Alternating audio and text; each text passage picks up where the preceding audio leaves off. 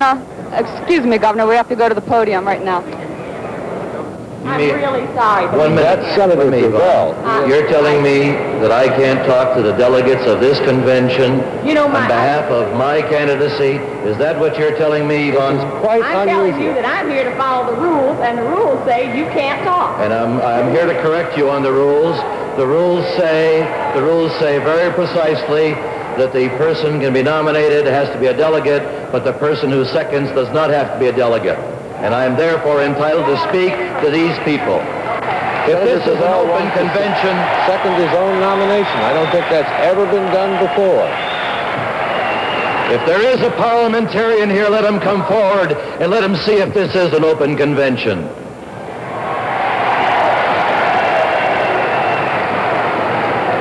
I'll be happy to hold my peace until we can get a ruling from the leadership of this convention whether or not a United States senator duly elected by the people of Alaska can address the people. Go right ahead. Totally without precedent. Quite unexpected. Stunned everybody on the podium. Senator Gravel.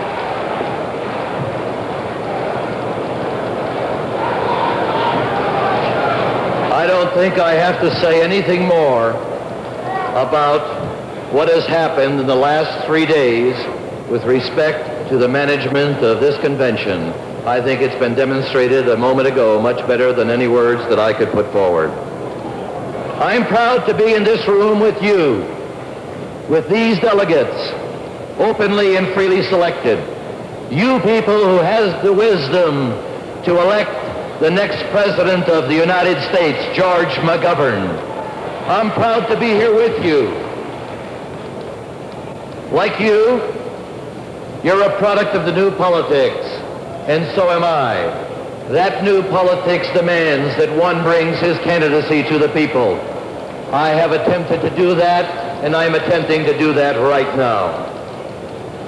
You are the most representative delegates in the history of conventions in this country. George McGovern had a magic that swept this country in the spring of the year. George McGovern can be the next President of the United States, not by doing less of what was done in the spring, but by doing more of what was done in the spring with George McGovern, and I hope with myself on the ticket.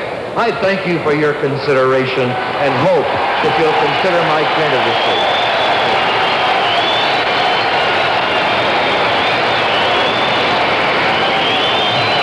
Senator Mike Gravel of Alaska in an absolutely unprecedented surprise appearance. This, in my memory, has never been done before. A candidate for vice president getting up and seconding his own nomination. There are a number of Gravel signs around the hall that are being held up now. Well, including a sign, two people are carrying that says, "I like." I guess it means Gravel, but it doesn't say.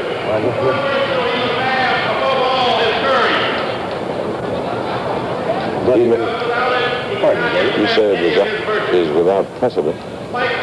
It might become a precedent. A politician who wants to make a speech to the convention and is otherwise unable to do so can arrange to have himself nominated for vice president, which is rather easy. So he can then come before the convention and second himself. Well, what happened tonight, the reconstructed was, this is fascinating. Betty Ferencamp of Alabama was listed on the list of nominators to read the nominating speech of Senator Gravel. We didn't time it exactly, but it seems to me she wasn't on more than a minute or two when obviously he had, she's from Alaska, actually, not Alabama. That she was told, I'm sure by the senator, you get it started, make a very short speech, and then I'll be up there. And when he appeared on the podium, they tried to stop him. Mrs. Burt had never seen anything like that before, and he said, call the parliamentarian. Any delegate can make a seconding speech. And that's a rule they hadn't worked out before. And you're quite right, David, it could, for people who feel that strongly about appearing before the convention, set a precedent. I think Senator Gravel is an interesting. No doubt to see it again. It was Gravel, you know, who insisted on reading into the congressional record around midnight one night in Congress some portions of the celebrated Pentagon Papers, so as to put them on into the record, so as to make them legally, freely available to anyone who wanted them. And that the results have been in court ever since. In fact, the case still is being discussed by grand juries and so on. Well, moreover, it was one of the most emotional scenes that any of us had seen in the Senate in a long time. It was his subcommittee that he invoked, a minor subcommittee, but that made it an official proceeding of the Senate, which would have given him immunity.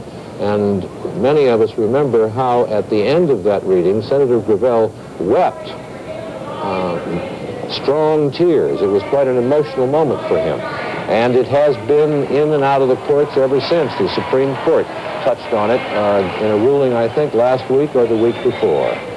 Now here's Floyd Kalber with Senator Gravel. Senator Gravel, when did you decide you were going to come onto the podium and make this speech? Oh, this afternoon I made that decision. Is this something that anyone has ever done before? Not that I know of. I think it's quite a break with tradition, but I think the tradition had to be broken in this particular case because I had no way to get my candidacy effectively before the people. We have not been permitted passes. We've not been permitted to get our troops on the floor. We've been blocked in our tactics in various ways.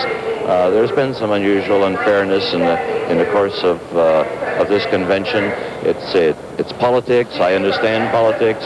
Do you blame anybody in particular? No, I don't. No, I don't. I understand the political process. I'm part of the political process.